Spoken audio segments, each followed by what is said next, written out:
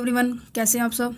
आज हमारा नया टॉपिक है winding up of A company. Company को जब हम स्टार्ट करते हैं उसकी हमें उसकी क्लोजिंग भी करनी होती है, उसके चैप्टर के बारे में बात करने वाले हैं। ये फोर्थ सेमेस्टर का हमारा कंपनी लॉ का कंपनी लॉ जो है हमारी चैप्टर नंबर है हमारा 9th।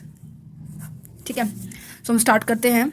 Winding up of A company का मतलब है जब भी कोई कंपनी को हमें ख़त्म करना हो, मतलब कि उसे डिसॉल्व करना हो, ठीक है, नष्ट करना हो, तो क्या कुछ करना पड़ता है हमें। सबसे पहले तो हमें वाइंडिंग अप का मतलब पता होना चाहिए। वाइंडिंग अप का मतलब क्या होता है? Putting an end to the life of the company. Company की जो ज़िंदगी है वो क्या है, एंड पॉइंट पर आ चुकी है, मतलब कि ख़त्म होने वाली है। आपको मैंने पहले भी बताया था कि जब भी कोई कंपनी बनती है या फिर जब भी कोई कंपनी ख़त्म होती है, वो दोनों काम किस तरह से होते हैं? कानून के थ्रू होते हैं, लॉ के थ्रू होते हैं। ठीक है, वो अगर जिस भी लॉ के अंदर, जैसे कि हमारा कंपनी एक्ट 2013 है, कंपनी लॉ हमारा कौन सा है? 2013 है। इस एक्ट के अंदर हमें क्या करना पड़ता है? अपनी कंपनी को इस्टेब्लिशमेंट करना पड़ता है, अमेंडमेंट करनी पड़ती है, उसकी रजिस्ट्रेशन करवानी पड़ती है, बहुत सारे लीगल प्रोसीजर होते हैं।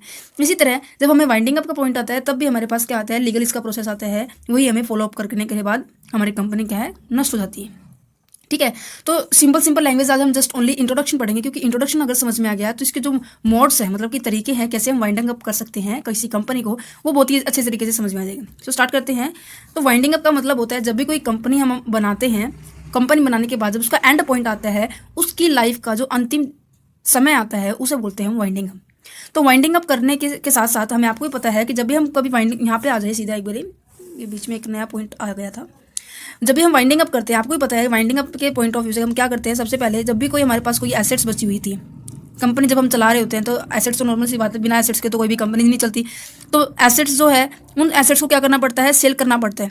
सेल करने से मेरे पास क्या आएंगे? पैसे आएंगे, मनी आएगी। उन मनी के थ्रू हम क्या करेंगे? जितनी भी लाइबिलिटी है हमारे पास, जितनी भी लाइबिलिटी हमें किसी को, जितनी भी लाइबिलिटी हमारी कंपनी की है, ठीक है, उन सभी को क्या करेंगे? पे ऑफ करेंगे, राइट ऑफ करेंगे उस पैसे से, जितना पैसा हमारा एसेट सेल करने से है। अगर उन पैसे, मान लो कि हमने सेल की 10 लाख की एसेट सेल कर दी, ठीक है, अगर 10 की 10 लाख की हमारी लाइबिलिटी है तो हमने उसको पे ऑफ कर दिया, राइट ऑफ कर दिया। ठीक है, अगर 10 लाख में से अगर बाय द डिफॉल्ट लाइबिलिटी हमारी है 8 लाख, ठीक है, इतनी हमारी लाइबिलिटी है, तो जो हमारा सरप्लस जो अमाउंट जो बचा हुआ है, सरप्लस जो है 2 लाख रुपए बच गया, उस अमाउंट को किसके अंदर डिस्ट्रीब्यूट कर देंगे? हमारे शेयर होल्डर को डिस्ट्रीब्यूट कर देंगे। ये हमारा वाइंडिंग अप का थोड़ा सा प्रोसीजर होता है स्टार्टिंग, क्योंकि इनको सेल करने के बाद जो पैसा आएगा वो लाइबिलिटी को भी हमें पे ऑफ करना पड़ता है, और बाकी बचा शेयर होल्डर को दे देंगे।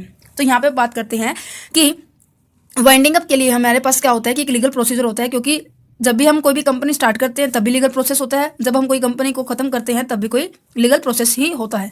सो अब यहाँ कहते हैं कि अब जब हमें वाइंडिंग अप करना है तो कारण क्यों होता है लीगल प्रोसेस का? जो हम वाइंडिंग अप का लीगल प्रोसेस ही क्यों होते हैं?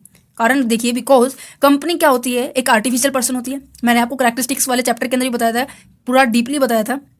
आप देखिए भाई उस वीडियो को, आपको मैं लिंक डिस्क्रिप्शन में जरूर दूंगी। तो ये कंपनी को लीगल प्रोसीजर क्यों अप्लाई करना पड़ता है? क्योंकि ये कंपनी क्या है? हमारी एक आर्टिफिशियल पर्सन होती है।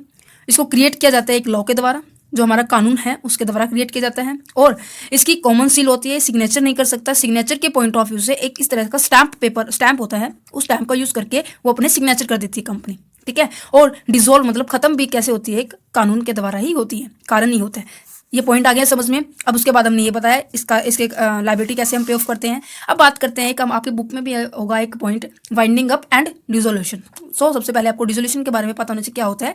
डिसोल्यूशन क्या होता है? कोई भी, जब भी हम देखो, वाइंडिंग अप और डिसोल्यूशन में डिफरेंस है।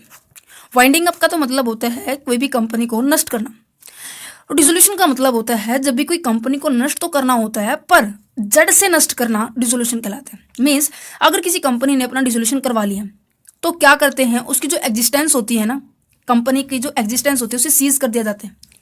सीज करने के बाद आप उसे दोबारा से ओपन नहीं कर सकते, राइट। और डिसोल्यूशन करने के बाद कोई भी कंपनी, डिसोल्यूशन के अंदर जब हम करवाते हैं तो कंपनी का जो नाम है ना, वो कहाँ से रिमूव कर दिया जाता है? आरओसी में से। आरओसी में से अगर किसी ने अपनी कंपनी का नाम हटवा दिया, that means that known as dissolution. ठीक है, और उसकी एग्जिस्टेंस भी क्या कर दी जाएगी? सीज कर दी जाएगी। और तीसरा पॉइंट ये है कि डिसोल्यूशन के पॉइंट, जब हम डिसोल्यूशन करवा देते हैं कभी भी अपनी कंपनी का, तो कोई भी थर्ड पार्टी, आपको भी पता है थर्ड पार्टी हुई या शेयर होल्डर हुए, क्रेडिटर हुए, जिनको कंपनी ने पैसा देना था, वो कंपनी से पैसे के लिए क्लेम नहीं कर सकते कि सर हमारा इतना पैसा रहता है डिसोल्यूशन के अंदर। अगर किसी ने डिसोल्यूशन आज करवाया तो आज के बाद कोई भी व्यक्ति, कोई भी थर्ड पार्टी, कोई भी क्रेडिटर उस कंपनी से अपना क्लेम रिसीव नहीं कर सकता। No one can claim anything, कोई भी पर्सन किसी भी तरह का क्लेम नहीं कर सकता। तो चौथा पॉइंट ये है कि कोई भी person, no one can deal with this company, कोई भी पर्सन, कोई भी कंपनी उस कंपनी से डील नहीं कर सकती जिसने अपने आप को डिसोल्यूशन करवाया हुआ है। अगर आपको ये 4 पॉइंट आगे होंगे समझ में, तो डिसोल्यूशन और वाइंडिंग अप में यही 4 डिफरेंस है। समझ में आई बात? अब मैं आपको इसको डिफरेंस बताती हूँ, क्या इसके डिफरेंस है। देखिए यहाँ पे ये वाइंडिंग अप है, ये डिसोल्यूशन है, ये बेसिक डिफरेंस है। देखिए वाइंडिंग अप में क्या होती है, सबसे पहले वाइंडिंग अप एक प्रोसेस होती है, फर्स्ट प्रोसेस, ठीक है। इस प्रोसेस के जाने के बाद ये हमारी, जैसे हम मानते हैं, जैसे कि हमने आज क्या डेट है, मान लो कि हमने 15 जनवरी 2021 को हमने वाइंडिंग अप के लिए अपनी एप्लीकेशन फॉर्म की थी, ठीक है। उसके करने के बाद ये तो हमारी है वाइंडिंग अप की पॉइंट ऑफ व्यू से, ठीक है। और ये क्या है, डिसोल्यूशन की हमने 20 जनवरी 2021, ठीक है। वाइंडिंग अप के बारे में अगर बात करें तो 15 जनवरी 2021 के बाद भी आप कंपनी के अंदर गतिविधियां कर सकते हैं। मतलब कोई भी पर्सन उसके अंदर डीलिंग कर सकता है, कोई भी कंपनी उसके अंदर डीलिंग कर सकती है, कोई भी पर्सन उससे क्या कर सकता है, क्लेम कर सकता है कि उसका पैसा इतना रहता है, ठीक है। कोई किसी भी पर्सन से आप क्या है, मतलब कि बातचीत या कम्युनिकेशन कर सकते हैं। बट डिसोल्यूशन के बाद ना तो डीलिंग होगी, ना ही क्लेम करेगा, ना ही कम्युनिकेशन होगी, मतलब कोई भी काम नहीं होगा, ठीक है। तो पहला प्रोसेस ये होगा हमारा। देन ये लास्ट पॉइंट होता है, क्योंकि इसके बाद कंपनी के अंदर यहाँ से लेके यहाँ तक की भी कोई भी मूवमेंट नहीं होती है। बट वाइंडिंग अप में ऐसा कुछ नहीं होता, वहाँ हर एक चीज़ की डीलिंग हो जाती है। तो इसलिए कहते हैं फर्स्ट प्रोसेस ये कहलाती है और लास्ट प्रोसेस हमारी ये कहलाती है। एग्जिस्टेंस क्या आती है, कंटिन्यूस रहती है वाइंडिंग अप होने के बाद भी, बट डिसोल्यूशन के अंदर सीज कर दी जाती है उसकी एग्जिस्टेंस।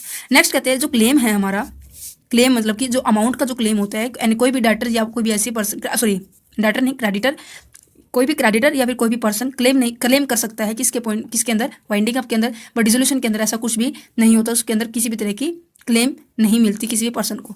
डीलिंग के पॉइंट ऑफ व्यू से देखें तो डीलिंग इसमें की जाती है, चाहे winding up startup point of view से किया या फिर कैसे भी किया है, मतलब कि वाइंडिंग अप के पॉइंट में हमें डील कर सकते हैं, बट डिसोल्यूशन के अंदर डील नहीं कर सकते। ये थे हमारे थोड़ा सा इंट्रोडक्शन कि वाइंडिंग अप होता क्या है, कारण क्या है, क्या कुछ उसके अंदर प्रोसेस होती है। अब हम नेक्स्ट पॉइंट हम करने वाले हैं इसके अंदर, हम modes of winding up. Modes क्या है हमारे वाइंडिंग अप की, वाइंडिंग अप के 2 मोड्स हैं। एक तो हमारा क्या है, नेशनल कंपनी लॉ ट्रिब्यूनल, जो हमारा कंपनी लॉ ट्रिब्यूनल है, हमारा जो कानून के तहत होता है, वो क्या कहता है। और एक वाइंडिंग वॉलेंट्री जो वाइंडिंग अप होता है, मतलब कि अपनी इच्छा के अनुसार जो वाइंडिंग अप करते हैं, वो क्या है। ये टॉपिक हम नेक्स्ट वीडियो के अंदर करेंगे। Thank you for watching this video. और आप मुझे मोटिवेट कीजिएगा कमेंट के थ्रू कि आपको ये वीडियो कैसी लगी, आपके लिए हेल्पफुल है। So thank you for watching this video, all the best.